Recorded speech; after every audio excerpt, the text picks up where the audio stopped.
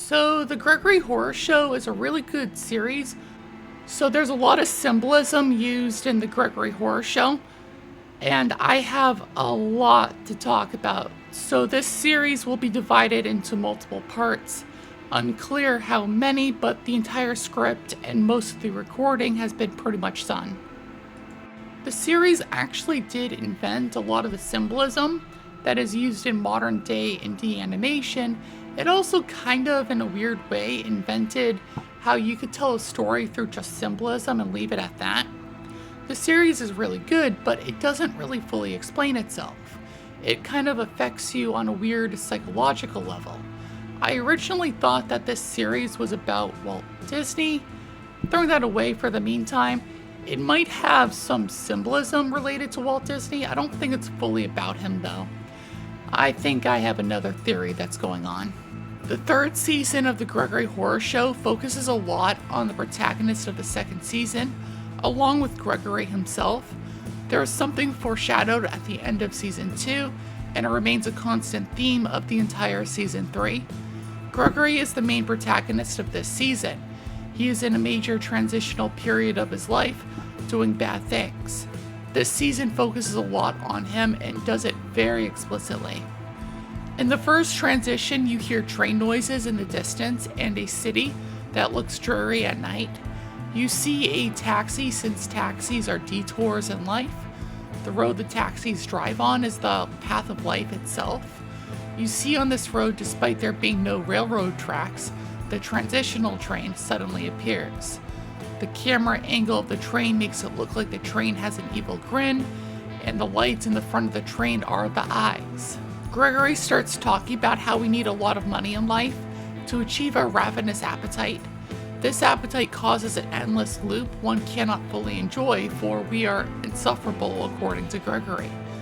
Gregory enters the train in all black with a fedora on his head, black being a metaphor for sophistication and power. Fedoras were once a symbol of masculine fashion. Nowadays, they're also a symbol of fashion trends and women's rights. Not long after Gregory enters the train, I notice right off the bat the first protagonist from the first season. He's apparently always going to be referenced first for reasons that are self-explanatory. Even if he's not the main protagonist, I guess one's overworked ego do be like that. The first protagonist of the first season, I do believe, was probably John from New Revelations. John was described as having a prophecy from a vision that was referenced in the first season. Jesus being the bird from the first season. John's heart being the emotions felt by the words of Jesus inside the safe. The safe being a reference to the fact he didn't know how insecure he actually was the whole time. The character from the first season has a name drop. His name is Steve Hanawa. He explains that he's commuting an hour to feed his family, his kids who are in college, and his wife who's rediscovering herself, as any woman would want to do while being married to a husband who's as overworked as he is.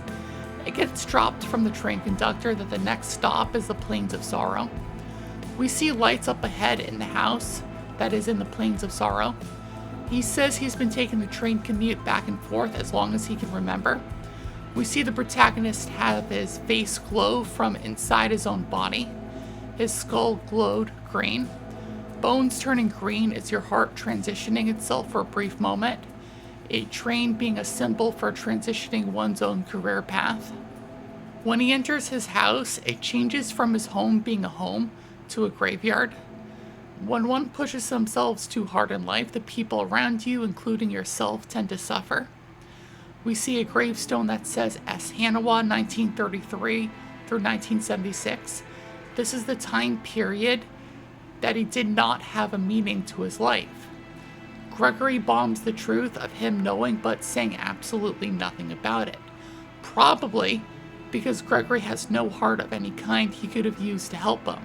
In the next transition, we see the train moving and Gregory ranting about the heat in the room. He's upset that he is too cold in the train and is demanding they fix the heat. Gregory walks by some skeletons talking and sits further down the train. He drinks a flask of alcohol and starts to blush like he is drunk. A flask is a metaphor for personal, discreet freedom. The drink itself is you connecting with yourself.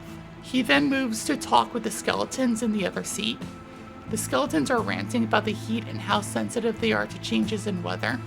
Their bodies aren't obviously normal and they need a body for themselves. They want to change themselves to abuse another person because it is chilly without any skin on. Abusers need victims to be jealous of in life or they are unhappy.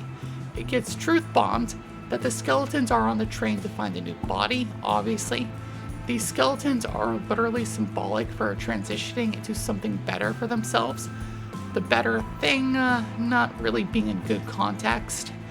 Gregory then says you shouldn't be afraid to take risk in life while you're still young enough to commit more physical abuse towards other people.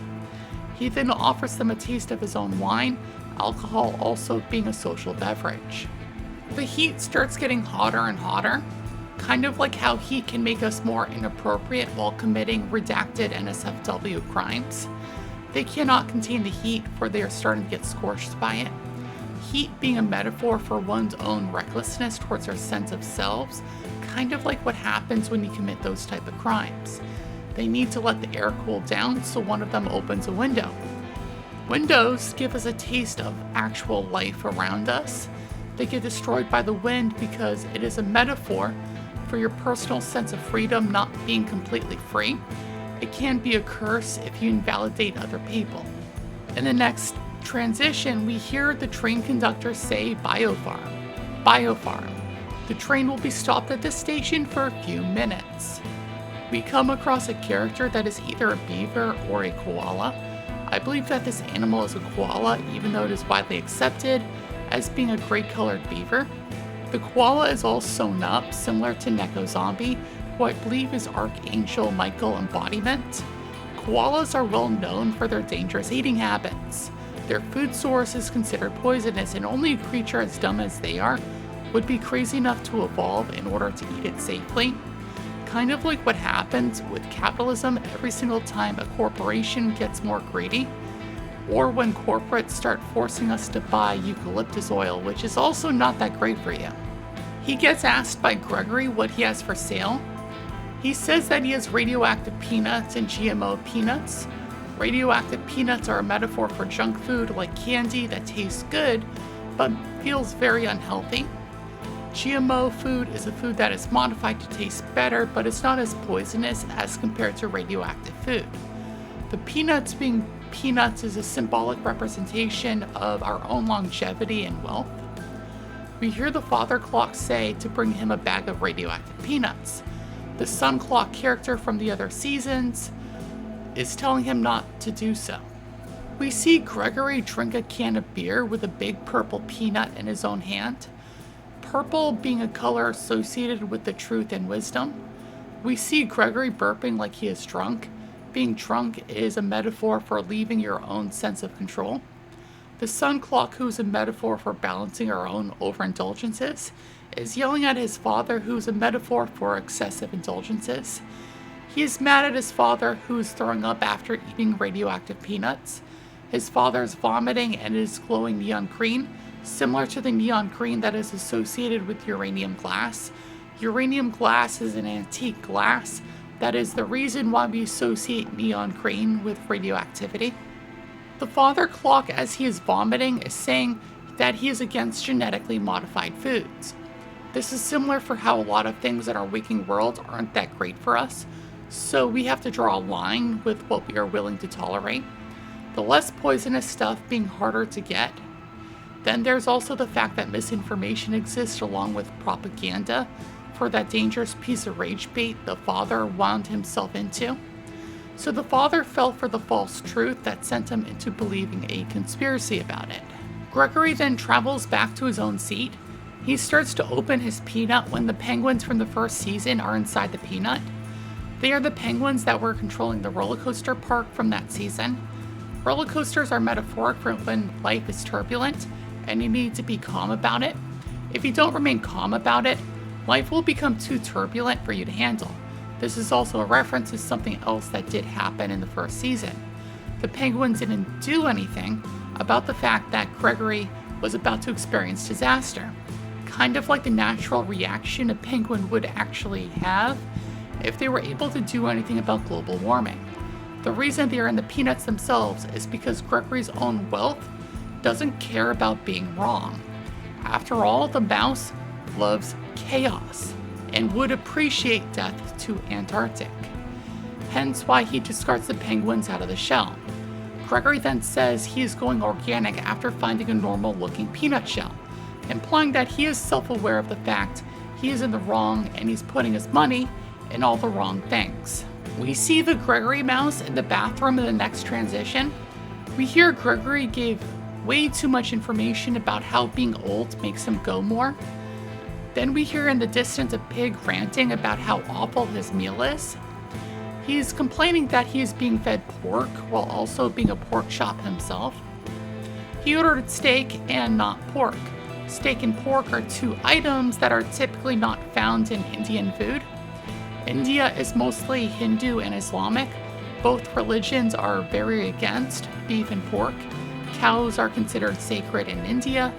Pork is banned in Islam because it goes completely against their religion.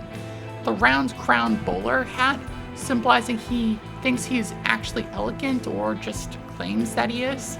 We see a steak with butter simmering over it, implying that the steak is quite symbolically lavish, even though it does look pretty gross. The pork chop gets mad at Gregory for accusing him of cannibalism. Gregory says that the steak looks like pork only to be met with high levels of hostility from the pork chop himself. Cannibalism is used to describe one's own disgrace, kind of like what happens when a Muslim or a Hindu eats pork because it's not welcome in both religions. The Hindu pork chop then demands the head chef, the head chef being the chef from every season so far. The pork then throws the steak at the head chef's face, implying that the pork dragged him in the front and center of his own cannibalism. The pork then demands he cooks him something better. The chef walks away, saying he will do what he can. The episode segments to Gregory holding a white rose symbolizing friendships. We see a redder meat being served to Gregory, implying that this is the pork chop from earlier. It was apparent that the chef did serve Gregory the disgraced, sacrilegious Hindu pig. The pig was a metaphor for going against religion. This scene had me laugh so hard because the violin was so cheery and it fit the scene very ironically. I'm still laughing as I'm rewatching this. The blood dripping over the chef's knife, and we see the knife splatter all over Gregory's face, implying that this was probably Gregory's own doing, or at least partially. The next episode transitions into Gregory, mouse coughing hard. We see the generational traumatized sun dog walking in with an axe still in his head from the other seasons. He seems afraid to do anything to deal with his traumatic stress because he is too afraid to face the truth that he has some ability to do something about it. Otherwise, he would turn into the traumatized doll from the previous seasons. Gregory makes some comments about how he has a wound on his head, only for the traumatic stress to get worse as blood starts dripping out of it. Blood being our own vitality. Losing it is also being afraid. He is afraid to face the truth he can do much about his abusive childhood. Gregory then hands the sundog a bone to try to cheer him up. Gregory starts getting a cold, so he takes some poisonous cold medicine. Certain prescription drugs are very addictive if you take them not carefully. It's implied that on the bottle that this is Gregory's original product that he himself has created. You see the father dog and the son dog eyeballing the medication. They're seeping with the bloody fear-based trauma that the dogs are still induced in. He is clearly looking for an escape from his own problems. Gregory licks the drug bottle and faints from how dangerous it actually was. Gregory then commemorates the family for being so tough, since they were more sick from it than he was because he just sat there and handed it to them. For a brief moment, we see that the dog family does have a mother. It's never mentioned at any other point to my knowledge. Everyone is in a state of euphoria from their own drug addiction. This is how people tend to get addicted to prescription drugs. An accident spirals out of control to traumatize people for many generations. So this is the end of the first part to this series. Going to finish the rest hopefully this week, if not next week.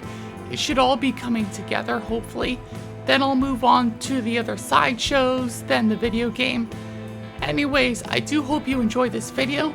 This was a lot of fun making. See you in the next one.